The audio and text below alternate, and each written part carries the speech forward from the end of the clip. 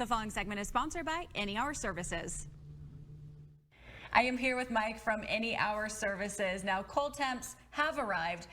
Mike, how do we maximize the performance of our furnace if we want it to run the best way that it can? Sure.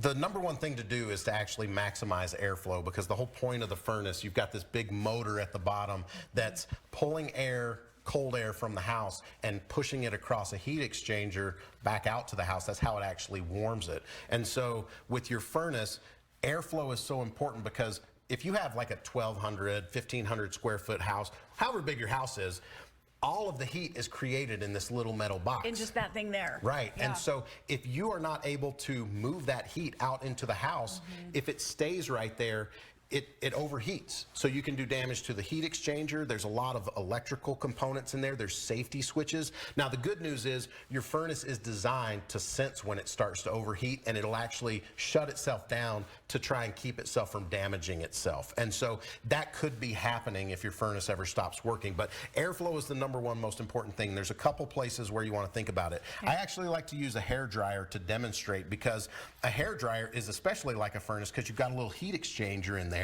And it's pulling air in, blowing it across the heat exchanger, and it gets warm when it comes out. Now, air coming through the back, if you cover the back or you cover the front, you can actually listen and hear how much harder the blow dryer is working. So if we turn it on and we cover the back, you can hear it working too hard.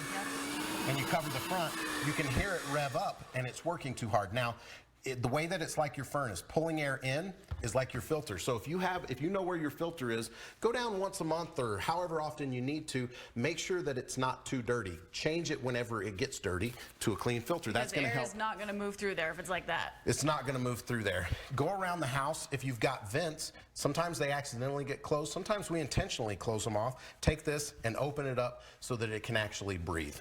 Okay, that's good to know. Now, I have a question. I have a room in my house that we don't use, so I close the vent because I'm thinking, well, I want heat to go to the other rooms. Is that okay?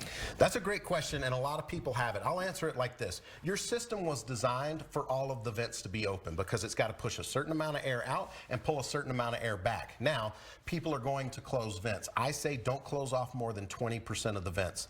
Go around the house, count up how many you have. If you just have 10 vents around the house, close off 2, don't close off more than that. If you've got 20, close off 4.